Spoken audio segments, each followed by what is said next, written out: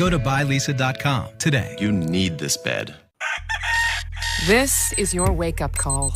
If you have moderate to severe rheumatoid arthritis, month after month, the clock is ticking on irreversible joint damage. Ongoing pain and stiffness are signs of joint erosion. Humira can help stop the clock. Prescribed for 15 years, Humira targets and blocks a source of inflammation that contributes to joint pain and irreversible damage. Humira can lower your ability to fight infections, including tuberculosis. Serious, sometimes fatal infections and cancers, including lymphoma, have happened, as have blood, liver, and nervous system problems, serious allergic reactions, and new or worsening heart failure.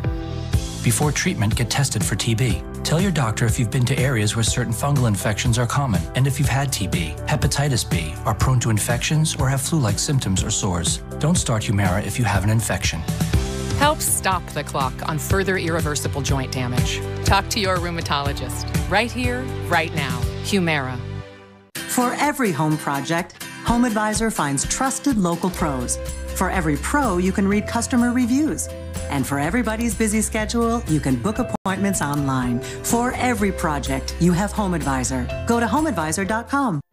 I'm really big on knowing why I'm doing something based on some kind of science. And I'm always looking for those kind of things that can help me progress forward as just a healthy person and as an athlete. Know more about you and your DNA at 23andme.com.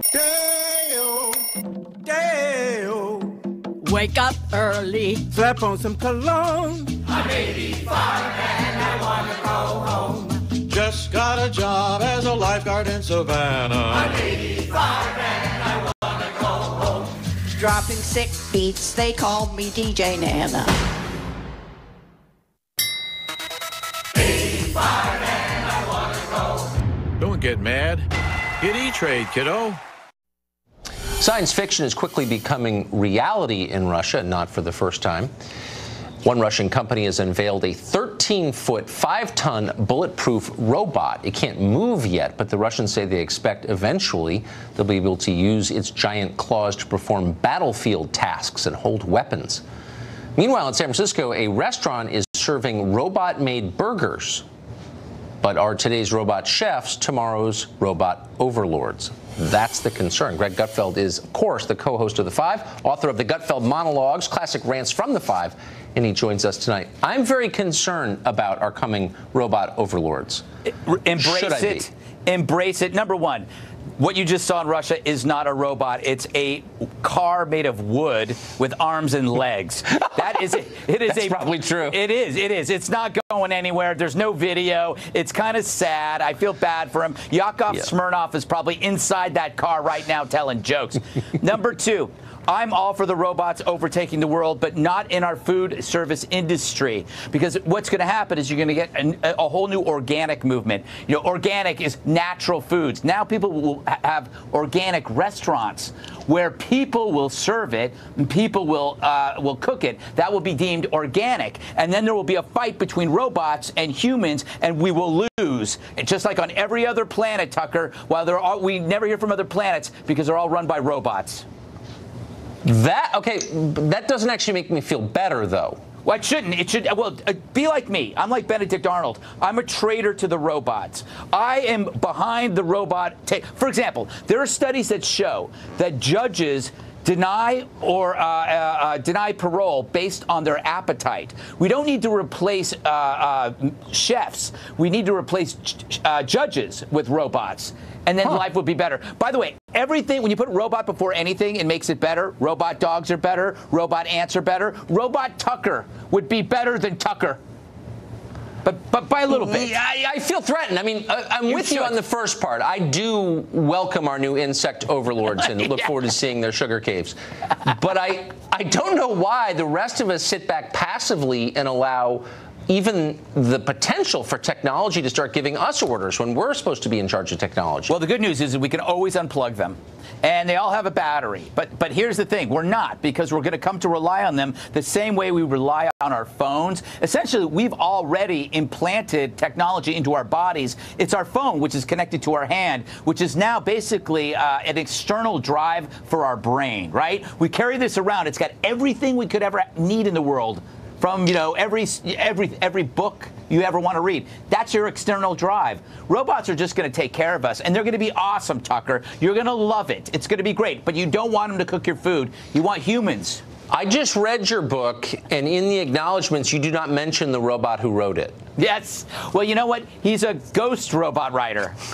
He's a robo-ghost. He's a That's the beauty of robots. They don't need credit. They don't need credit. Now you're winning me over. You don't have to pay them. They don't have bathroom breaks. They don't have smoke breaks. They don't poop. They're perfect. I'm telling you. That's why you need robot judges. No emotion, Tucker. What's the worst thing we're seeing right now? Emotion replacing thought. Right? No, it's true. And so if you have a robot as a judge, there's no emotion. It's perfect. Robots should be making all of our decisions while we kick back and eat the glorious, glorious food created by loving people. That's why I hate robots, because they're more impressive than I am. No, Greg Gutfeld, also more impressive. Great to see you. Thank you. Thank you. That's it for us tonight. Sadly, another hour gone. Tune in every night, including tomorrow at 8 p.m. to the show that is the sworn enemy of lying, pomposity, smugness, and groupthink, which are almost overwhelming right now. You ought to pledge to fight back. That's the only way it will stop. In the meantime, good night from Washington. Guess who's next? Sean Hannity is next. I'm waiting. Who's from New York? 3 minutes seconds early. Tucker, good to see you. Great show as always. Sean. Welcome to Hannity Tonight. Major breaking news, multiple fronts in just a few hours from now. Bruce Orr, the twice demoted corrupt DOJ official at the very center of the deep state's effort to stop Donald Trump, is set to testify before Congress. Coming up, we will detail how Orr became a seedy central figure in what is the Destroy Trump movement. Plus, we have breaking news tonight, a new report from Sarah Carter showing how a government whistleblower allegedly punished after sounding the alarm on a strange $1 million contract given to a key player in the government's effort to surveil the Trump administration. This will blow you away. And also tonight, there's a new scary list circulating on Capitol Hill. It previews the Democrats' shocking post-election agenda. None of it is to help you. We have it. We'll share it with you. 71 days to go until the most important midterm election in our lifetime. It should serve as a warning to everybody. Protect what you voted for in 2016. And good news from the international front. The U.S. and Mexico have agreed to a strong new trade deal. What happened to the trade war? Meanwhile, the stock market is surging. The president's poll numbers remain steady despite last week's media hysterical breakdown. We're bringing all of that. Plus, we will honor the life of an American patriot. He was a hero. He served his country. John McCain with his longtime friend and colleague, Senator Lindsey Graham. Sit tight, buckle up. We start with our breaking news opening monologue. He was once the fourth highest ranking official in the Justice Department. An Associate Deputy Attorney General, Bruce Orr, cultivated a close relationship with former Clinton paid-for foreign spy, dirty dossier author, he doesn't even believe the dossier himself, Christopher Steele. And allegedly, without the permission or knowledge of then-boss, Deputy AG Rod Rosenstein, Orr and Steele maintained a close relationship and contacts both before, during, and after the 2016 election. 2 weeks ago, right here on this show, we first showed you dozens of unearthed texts and emails and handwritten notes that detailed specifically how Orr and Steele worked together to spread the dirty dossier throughout some of the highest levels of our government, and to also spread lies, propaganda, disinformation to you, the American people, so you would vote for one person over another before the election in 2016. This contact between Steele and Orr continued even after the FBI cut all official ties with Christopher Steele because he was leaking to the press information he knew was not true. And, of course, Bruce Orr knew that the dossier was, in fact, bought and paid for by the Clinton campaign and the DNC. He knew that Steele was doing Clinton's bidding as an opposition researcher for the group Fusion GPS with that funneled money through a law firm. He likely knew that the contents of the dossier were unverified at best, now debunked most of it. Now, after all, Bruce Orr's wife, Nellie Orr, Oh, she worked with Christopher Steele at Fusion GPS, a massive detail that Bruce Orr failed to report to the Justice Department he worked for, while some of his colleagues used the contents of Clinton's dirty dossier as the basis for criminal investigations and, of course, lying in FISA court applications. Now, the Orr-Steele relationship was so seedy that in 2017, Christopher Steele expressed his concern over James Comey's upcoming testimony, writing to Bruce Orr, "Hi, just wondering if you had any news. Obviously, we're a bit apprehensive given scheduled appearance at Congress on Monday." That would be Comey's, hoping that important firewalls, plural, will hold. Thanks. Many thanks. Now, meanwhile, according to Bruce Orr's handwritten memos, Christopher Steele was, quote, very concerned about the Comey hearing and afraid they will be exposed. And other communications show Steele's efforts to reach the special counsel investigation, including Robert Mueller. In November 2017, Orr wrote to Steele, quote, "I have passed on the questions, apparently to the special counsel Mueller, but haven't gotten an answer yet." So Orr was actually feeding Steele's Russian lies to Bob Mueller and his Democratic donor witch hunters. And Steele later wrote back, quote, "I'm presuming you've heard nothing back from your SC special counsel colleagues on the issues you have kindly put forward in front of me. To say this is a disappointment is an understatement." So tomorrow's a big day. You, the American people, finally deserve answers. And during this hearing before Congress, Orr will appear before the House Judiciary and House Government Reform and Oversight Committees. It is important we get answers. These are just a few of the questions. What did Steele mean when he said, quote, "hoping important firewalls will hold"? What are those firewalls? Why was Steele worried about, quote, being exposed? Who in the DOJ knew that Steele was feeding information to Orr? Was Bruce Orr really working on the Russia probe without the Deputy Attorney General Rod Rosenstein's permission or knowledge? Remember, Rosenstein signed off on the fourth FISA warrant. We knew by then the bulk of information was the phony Clinton bought and paid for dossier. Who in the special counsel investigation did Orr pass along Steele's issues to? And this is important. Did any FISA applications contain information from Orr's work with Christopher Steele? Was he working hand in hand with his wife, her employer, Fusion GPS? And what role did Nellie Orr play in this phony Russian dossier? Now, these questions are just the tip of the iceberg. New article in The Federalist outlines several important topics that also must be addressed. I know this has nothing to do with taxi medallions or bank loans or tax returns, but we'll update you on this real case of collusion tomorrow after the hearing. Now, also tonight, we have another breaking report that exposes potential corruption, again at the highest levels of your government. According to Sarah Carter, this is an interesting story. A defense analyst named Adam Lovinger was targeted and stripped, his security clearance gone. Why? Because he exposed what is a bizarre and strange $1 million contract between the Department of Defense and Stefan Halper. Now, who's Stefan Halper? You might remember Halper. He was the guy that the FBI used as the undercover, important, otherwise known as spy against the Trump campaign in the lead up to the 2016 election. It gets deeper. And according to Sarah Carter, and she'll join us in a minute, Lovinger raised concerns over Halper's diplomatic meetings with foreigners. And by the way, including Russians, something not allowed in his role as a contractor. We did reach out to Halper, the Department of Defense tonight. They haven't responded. Shocking.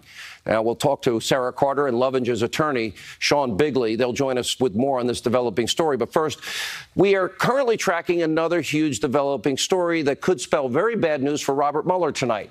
A federal court case stemming from a decades-old murder. They're actually set to decide whether or not information from grand jury investigations can actually be released to the public.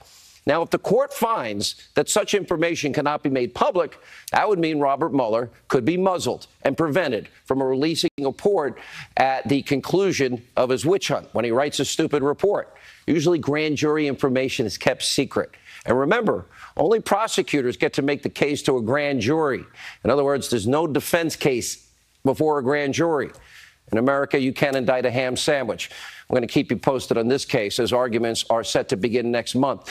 And meanwhile, we have yet another setback for anyone breathlessly hoping and praying for Mueller to find the Trump-Russia collusion that we've not heard to this point.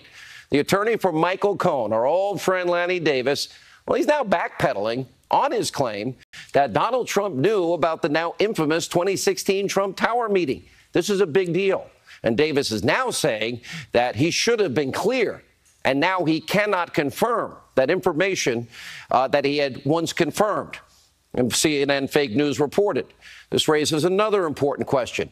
Is Michael Cohen really being served well in this case by his attorney, lifelong Clinton ally, politically motivated against the president? Remember, it was Lanny Davis who said his client would never accept a pardon from President Trump. Okay, he'd rather serve 5 years in prison? That really was a bad thing for any attorney to say. We'll have more on that in a moment. But first, we're going to turn to the midterm election. 71 days from tonight. You'll be tuned in. You'll be watching election results. You will decide. The power is in your hands, the future of this country. For months, we have been warning you about the Democratic post-election agenda.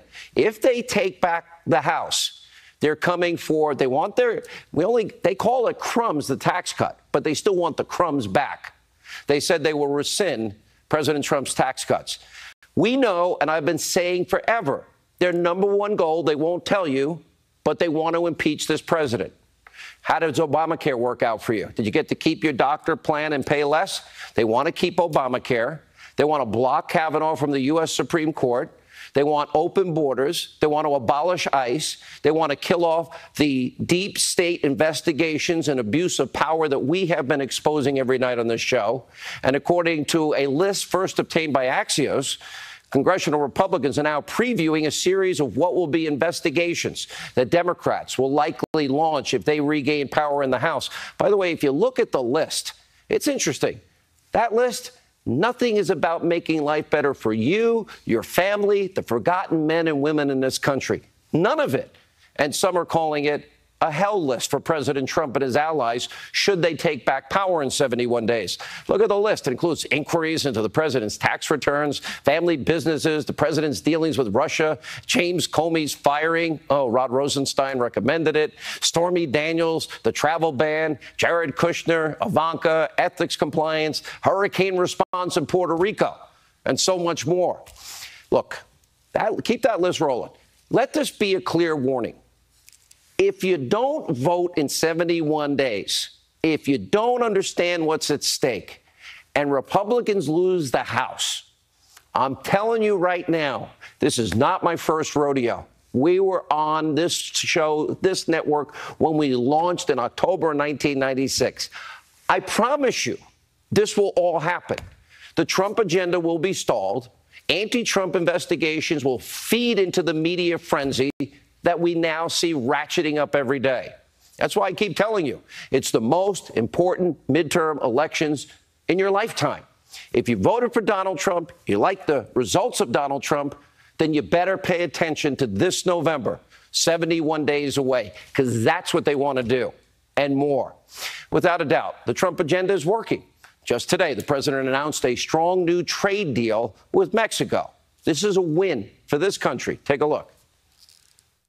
We just signed a trade agreement with Mexico, and it's a terrific agreement for everybody. It's been in the works for a long time. It's an agreement that a lot of people said couldn't be done, and we did something that was very special. Great for our farmers, our workers, and our stock market just broke 26,000 for the first time ever in the history. So today we have the highest stock price we've ever had. And we're very happy about that. I said that was going to happen, and it's happened. Everything I said is going to happen. It ends up happening. And guess what? Following that announcement, the NASDAQ jumped to a record high as our already surging economy continues to strengthen. Good day on the Dow as well. Record low unemployment rates across the board. Let's see, 14 states, record low unemployment for Hispanic Americans, African Americans, Asian Americans, women in the workforce. Youth unemployment is now at a, 40-year low. Consumer confidence at an all-time high. More jobs than we have people on unemployment available. A key reason why the president's approval rating, in spite of all of these vicious, vile, day-by-day, predictable media attacks, remains steady and strong, and subsequent impeachment obsession even after Michael Cohen and Paul Manafort last week. All right, we have a lot to get to tonight. Joining us now, the author of the New York Times 3 weeks in a row bestseller, The Russian Hoax. Number one, the illicit scheme to clear Hillary Clinton, frame Donald Trump. Fox News legal analyst Greg Jarrett, and also Fox News investigative reporter, contributor Sarah Carter, and security clearance defense attorney Sean Bigley is with us. Sarah, let's start with your breaking news. It gets complicated, but at the heart of it, this is a really big case because Mr. Adam Lovinger, represented by Sean, who's with us, he basically was able to expose, and now you have seen the documents that say... Well, he was basically able to expose Stephen Halper's. And remember, Stephen Halper was a professor emeritus at Cambridge who was the central player in the FBI's Crossfire Hurricane investigation into President Donald Trump. And he was the man that the Washington Post and the New York Times, when they published their stories on Crossfire Hurricane, he was the person that they didn't want to out, the name that nobody wanted to reveal out of fear, based on intelligence community warnings, Sean, that people could either be killed or that his life would be in danger if his name goes public. Well, eventually his name did go public, and that was Stephen Halper. And what we discovered was that he was actually involved in every aspect of the FBI's investigation. Slow down right there. I want you to explain why Halper is important. This is very...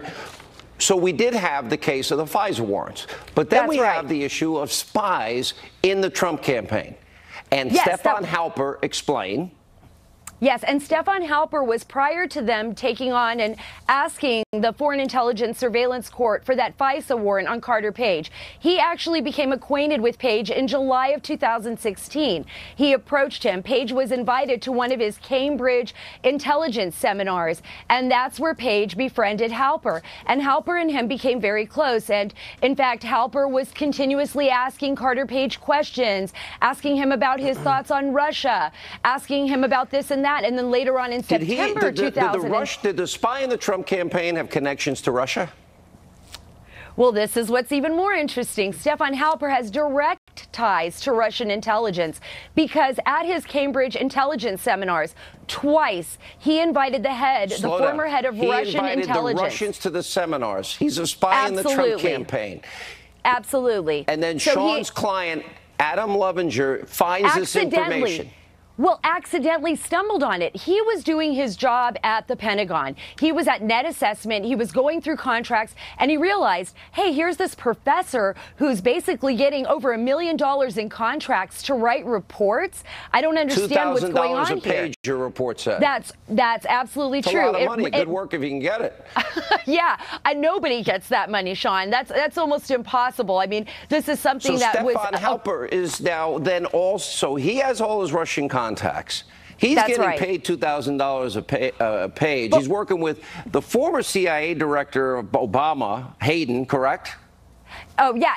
We don't know that for sure. What we do know is that he was working with the Pentagon. There were direct links with high-level officials at the Pentagon, and that he was going overseas. He was making a lot of money, and he was conducting what appears to be diplomatic relations, which is forbidden under federal law when you're a contractor at the Pentagon. This isn't something that's part of your normal work routine. But let me bring up something really quick before you go to Sean. He is also directly connected, of course, to George Papadopoulos, and reached out to George Papadopoulos in September 2016, where he asked him, would you write a report for me? I'll pay you $3,000. Come to London. Let's talk. And then even more interestingly enough... that sounds like poor Papadopoulos was set up.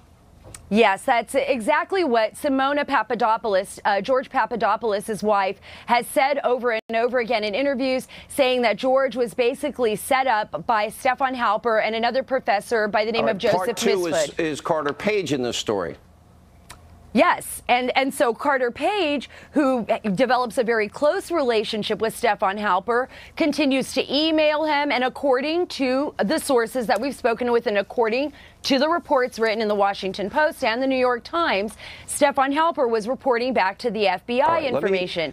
But what really quick, he also goes back to Lieutenant General Michael Flynn. And I don't want people to forget about this. In 2014, when Flynn was at one of these seminars and attended a dinner one night, it was Stefan Halper who not only invited Flynn, but also invited a Russian woman, but Lakova, and I hope I'm saying her name correctly. And it was Stefan Halper who allegedly spread the rumor, the disinformation campaign, that apparently Flynn had some kind of bizarre contact with her during that dinner. So let me bring in Sean.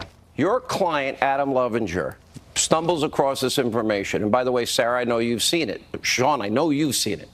And that Stefan Halper is the nexus that drags in Papadopoulos, Carter Page, and General Flynn. And he's a spy, and literally a spy within the Trump campaign?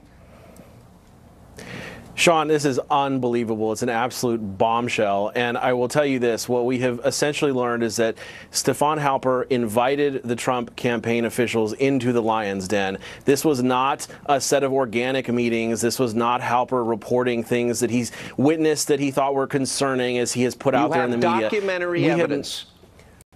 We have an absolute ironclad document trail that shows that Halper invited the Russians, Halper foisted the Russians on the Trump officials at these meetings and at these seminars. So the spy that's looking for Russians is the one bringing the Russians into the campaign and surrounding all the people that have now gotten in legal trouble with Russians, the guy that the government put there.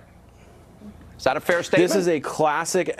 Absolutely, Sean. This is a classic espionage tactic. You accuse the other side of doing what you are, in fact, doing, and that is the entire genesis of the Mueller investigation. Has anybody like Mr. Jeff Sessions or anybody asked for this material? This is breaking. This is today, Sean. This is brand new bombshell material. Maybe they can watch our show and learn something. We found a lot of Russian connections. Hillary paying for Russian lies being spread as propaganda to the American people, Russian lies being used for FISA warrants. There's a lot of Russia here that have nothing to do with bank loan applications, tax returns, or taxi medallions. Greg Jarrett, let's go to you. But they appear to have everything to do with the other side, Sean. That's correct. There's no question, but that there was a conspiracy afoot here, and that was to use people to insinuate themselves into the Trump campaign as spies, and in order to set up individuals as scapegoats, essentially, for the Trump-Russia collusion probe. You know, and the FBI is all in on this. They're paying for this. Is this the insurance policy? Oh, sure. Is this where the firewall's holding? We don't want to be exposed. Right. Does that all come together? Papadopoulos bar talk was never the precipitous moment for triggering the campaign, the election. It was the dossier, and the dossier was fabricated by a British spy being paid for by Hillary Clinton and the Democrats. Where is Jeff Sessions and Rod Rosenstein investigating that, which is clearly illegal? And these, Sean Bigley, these documents will prove as such, correct? Absolutely. Let me tell you briefly what they show. Number one, Stefan Halper co-led his series of seminars with a noted Putin apologist who spent a decade at the State Academy in Russia. Number two, Stefan Halper co-taught these seminars at Cambridge University with the former head of Russian intelligence. And number three, and perhaps most damning, Stefan Halper accepted funds from a front company for the Russian intelligence service, or what MI6 believes to be a front company for the Russian intelligence service. And he was the spy that was used to try and fight. Everything is boomeranged. I said this year's the year of the boomerang. I hope your client, this is going to be interesting. Let's see if Robert Mueller pays a little attention to something Russia. You know, maybe instead of bot companies and people he's never going to get in a courtroom, maybe he could pay attention now if he cares about truth and real Russia collusion. All right, we'll follow the story. Thank you all for being with us. Congrats on the book, Greg. Sarah, great report. SarahACarter.com, Hannity.com if you want to read the whole report. By the way, it's long, but it's worth the read. When we come back, demoted DOJ official Bruce Ohr is going to go face-to-face with lawmakers tomorrow behind closed doors. Catherine Herridge has a full report from Washington. And Alan Dershowitz, Andy McCarthy, as we continue straight ahead.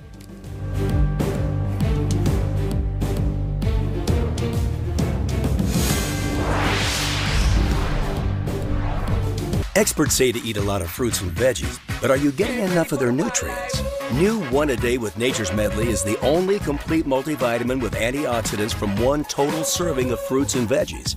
New from One A Day. Just saw our family get murdered, and the guys who did it walked. You think that you're gonna have justice? Watch me. Do I have your attention? Peppermint. Rated R. September 7th. Ooh, heaven is a place on earth. I didn't believe it. Again. Ooh, baby, do you know what that's worth? I want to believe it. Ooh. I'm not hearing the confidence. Okay, bold and name your price tool. Power of options based on your budget. And. Ooh, make heaven a place on earth. My angels. Ooh, heaven is a place on earth.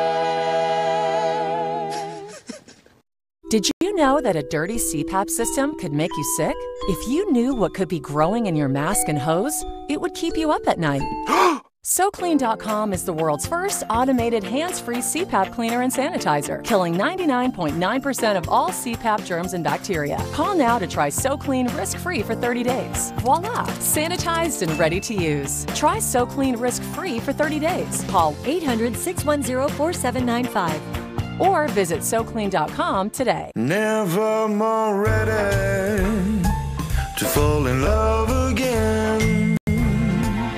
Never more ready to fall in love again. The closer you get to home, the more you know the commute is worth it. You and that John Deere tractor. You can keep dreaming up projects all the way home. It's a longer drive, but just like a John Deere, it's worth it.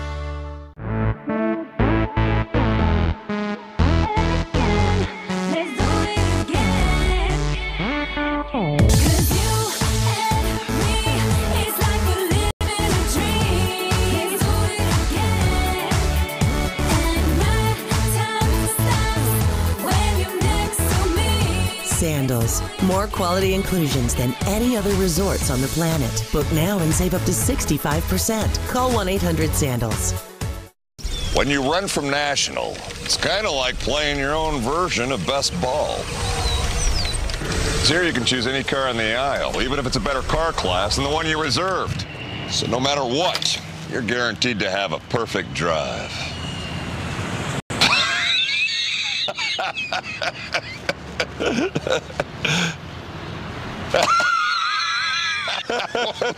Go National. Go like a pro. You see what I did there? Keeping faith in the president? After the Cohen bombshell, are evangelicals still supporting Trump? Pastor Robert Jeffress breaks it down with Shannon. Next, Fox News at Night. With so many mattresses out there, how do you know which one is really the best? Only Purple passes the durability test, body heat test, and the all-new HED test, or human egg drop test for the layman. The best test to determine a mattress's comfort and support. Ready, Billy? No, I just accepted. Perfect.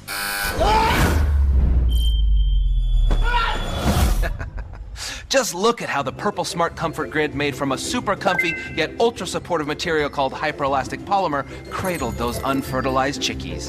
And yeah, they're pretty real.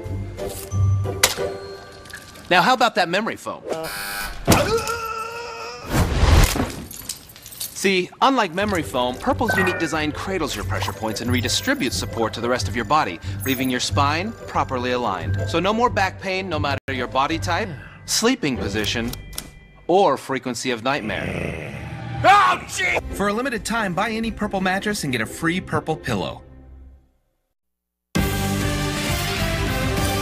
right, tomorrow, disgraced DOJ official Bruce Orr will testify on Capitol Hill behind closed doors. Fox News chief intelligence correspondent Catherine Herridge has a full report from Washington. Catherine. Sean, Tuesday's interview behind closed doors will focus on Orr's decision to share information with the FBI from the former British spy Christopher Steele, after Steele was fired by the Bureau as a source. Investigators tell Fox News they also question whether the FBI knew about Steele's hatred of candidate Trump, as well as his briefings to the media about the Trump dossier. And if that's true, why the Bureau still used Steele's unverified research to secure a surveillance warrant on a Trump campaign aide. Russia was not part of Orr's official Justice Department job.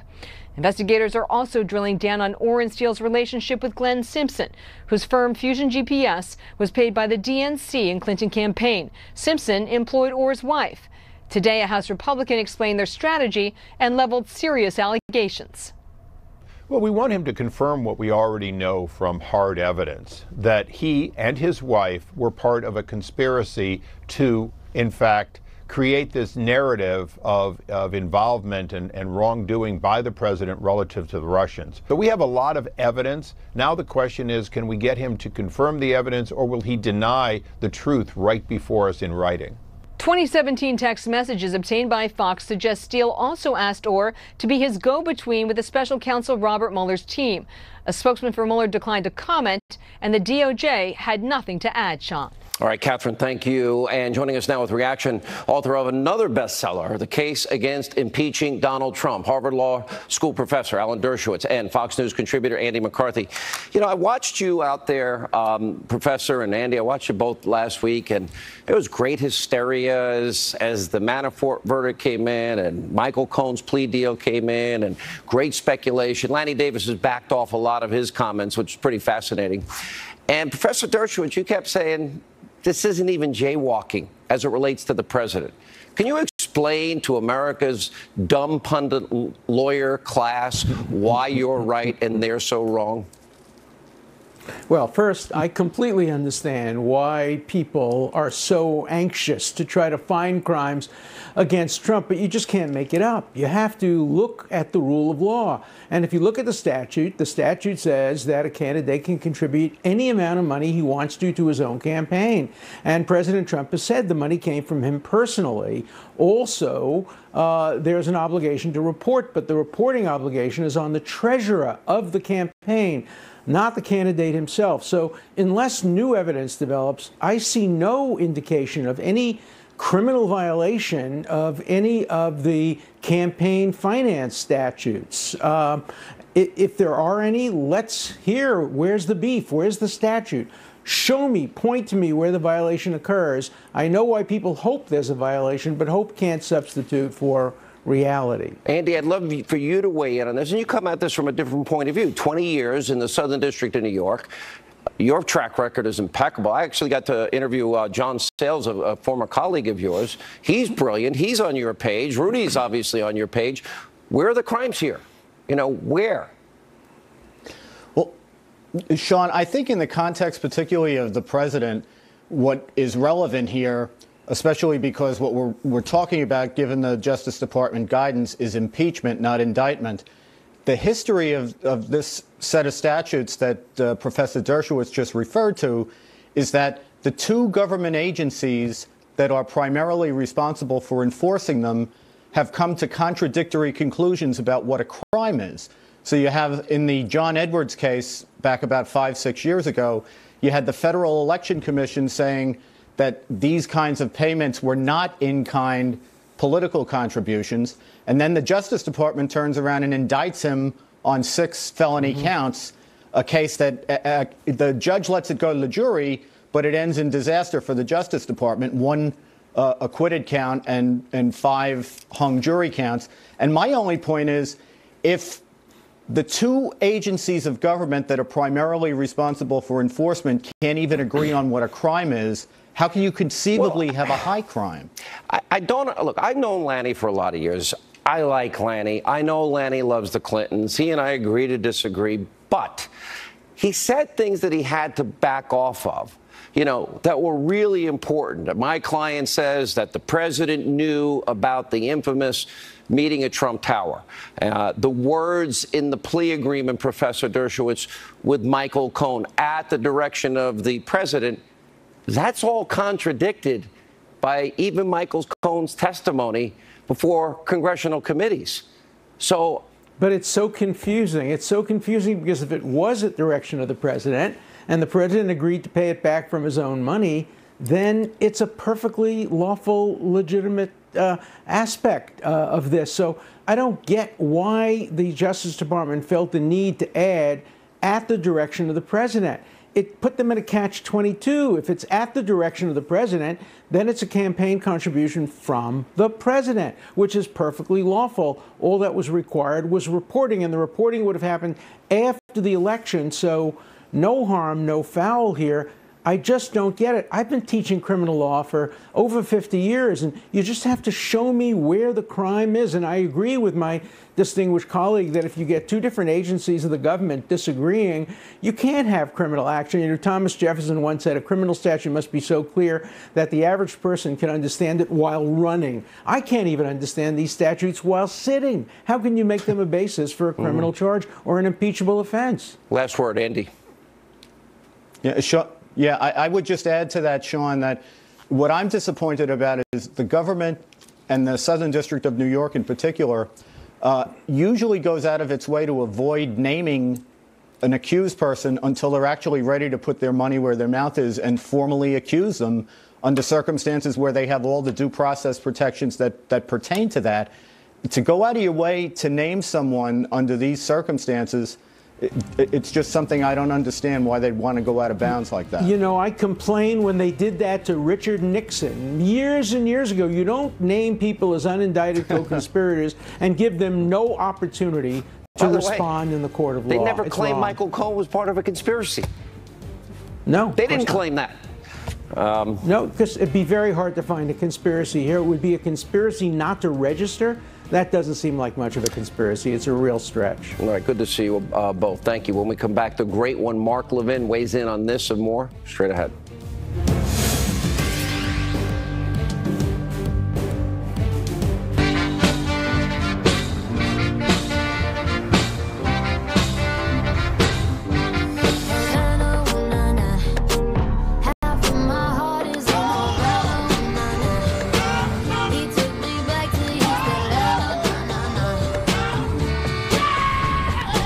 Let your perfect drive come together during the final days of the Lincoln Summer Invitation event.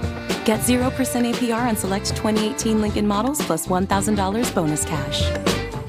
If you have moderate to severe plaque psoriasis or psoriatic arthritis, little things can be a big deal. That's why there's Otezla. Otezla is not an injection or a cream. It's a pill that treats differently. For psoriasis, 75% clearer skin is achievable with reduced redness, thickness, and scaliness of plaques. And for psoriatic arthritis, Otezla is proven to reduce joint swelling, tenderness, and pain.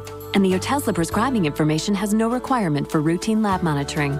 Don't use if you're allergic to Otezla. Otezla may cause severe diarrhea, nausea, or vomiting. Tell your doctor if these occur. Otezla is associated with an increased risk of depression. Tell your doctor if you have a history of depression or suicidal thoughts or if these feelings develop. Some people taking Otezla reported weight loss. Your doctor should monitor your weight and may stop treatment. Other side effects include upper respiratory tract infection and headache. Tell your doctor about all the medicines you take and if you're pregnant or planning to be. Otezla, show more of you. Come fly with me, let's fly away. Just say the words and we'll beat the birds down to Acapulco Bay. It's perfect for a flying honeymoon, they say. Come fly with me, let's fly away. Come fly with me, let's fly away.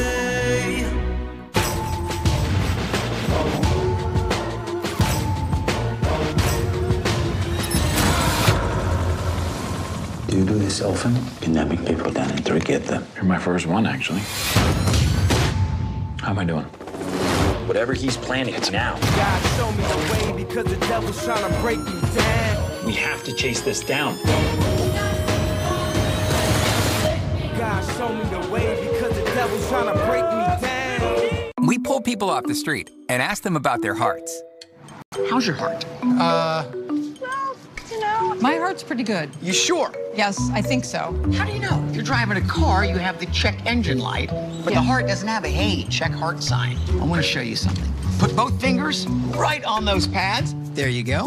In 30 seconds, we're going to have a medical grade EKG reading. There it is. That is you. Look at that. With KardioMobile, the FDA-cleared personal EKG device, you can take a medical-grade EKG in just 30 seconds from anywhere. KardioMobile is proven to detect atrial atrial fibrillation, one of the leading causes of stroke. How much do you think this device costs? Probably $1,000. $1,000? $99. Wow, that's impressive. How great is it to have that peace of mind that at anywhere, anytime you can check? It would be nice to really see my own heart whenever I wanted to. KardioMobile puts peace of mind in your pocket for only $99. To order, visit KardioMobile.com. Also available on Amazon. Who wants to eat from a pet bowl that's 100% non-toxic, lead-free, BPA-free? The Pet Comfort Feeding System by WeatherTech. Made from U.S. stainless steel, with the bowls certified by the NSF. Designed to catch spills and messes. If it's safe enough for us, it's safe enough for them. Choose the perfect size and color at petcomfort.com. All right, joining us now with more on tonight's breaking news. He is the host of CRTV's Levin TV, the host of Life, Liberty Levin, right here, Sunday night, the #1 show in its time slot on the Fox News channel. We call him the Great One, Mark Levin. Mark, let's start with the president and the hysteria that came out last week. And the so-called experts have been so wrong the entire time. Well, the president's actually in great shape when it comes to the law and when it comes to impeachment. On impeachment, all we have to do is vote and make sure the Democrats don't win, and then he won't be impeached. There's an idea. Anyway, that's the headline, though. The president is in very good shape. You cannot impeach a president on events that occurred before he was president. I don't know if people are aware of this. The precedent is Vice President Collier's case in 1873. Judges, different. Presidents, vice presidents, on events that occurred beforehand. So even if they load up their phony list, we ought to keep that in mind. Also, there's serious doubt on whether Mr. Mueller, in his report, can use grand jury information that goes public. Remember, grand juries are secret. Grand jury information is supposed to be secret. There's a big case going on now in Washington, D.C. relating to this. Congress passed a statute to keep this information secret because when an individual is in front of a grand jury, they don't have a lawyer. The other side can't be told. There's no counter to what the government's doing. So they're going to have a big hurdle, I think, to get over it, to even allow the information that's in front of a grand jury to get to the American people by way of Mr. Rosenstein, because that is a miscarriage of justice. What else? Obstruction of justice. I'm going through what they've been arguing. President cannot obstruct justice for firing a subordinate, period.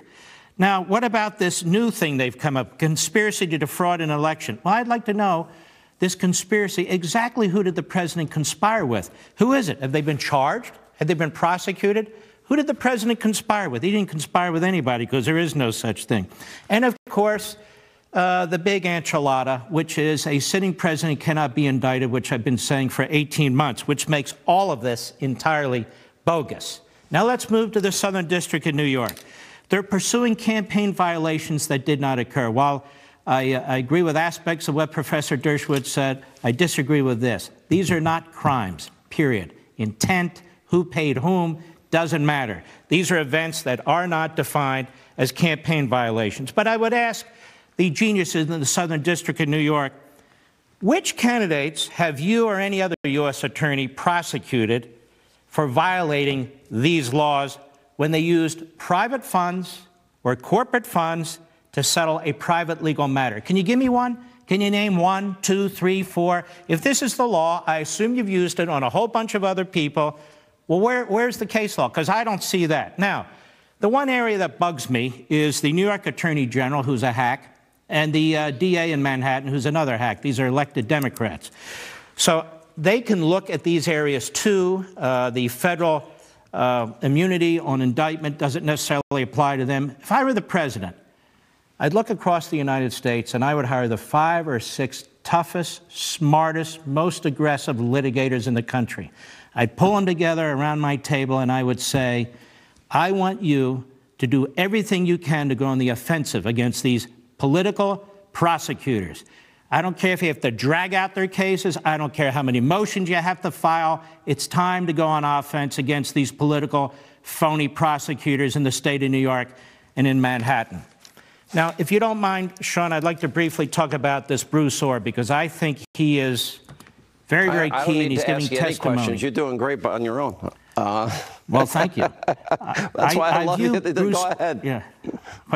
I view this guy, Bruce Orr, as kind of a mole, to be perfectly honest with you. He's on the staff of the Deputy Attorney General of the United States. First Sally Yates, and then Rod Rosenstein. There's a ton of questions this man needs to be asked because he seems to be the center of the wheel. And that is, what role, all roles, did he play in the production of this dossier?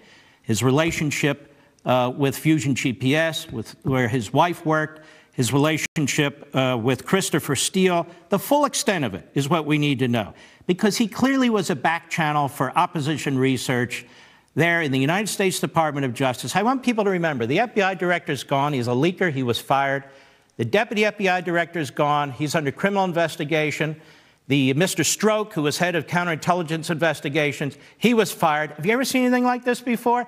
Now, in the Deputy Attorney General's office, you have a guy who is colluding with a former British spy, a foreigner, to affect our election, whose wife just happens to be working for the opposition research outfit funded by Hillary Clinton and the DNC. Stick with me because it's very simple, and they're the ones that colluded with Russia. So the question is, not only what was his role, who did he communicate with at the FBI? Who did he communicate with the Department of Justice?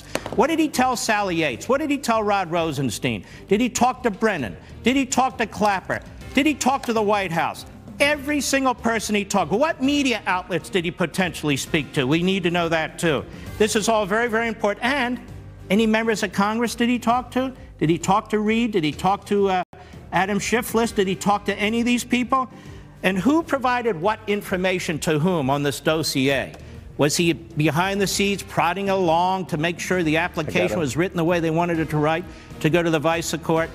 What we're also going to be watching tomorrow is the Democrat Party. The Democrat Party is the obstruction party. Almost anarchists. They do not care if the Department of Justice was lawless. They do not care that the senior level of the FBI wiped itself out. They've been defending them. They've been special pleaders for lawlessness. That's the question. All right, great one. Mark Levin, thank you. Mark Show, Life, Liberty, Levin, Sunday night, #1 in cable, right here, 10 p.m. on the Fox News Channel. When we come back, we'll check in with Lindsey Graham, one of John McCain's best friends. Straight ahead.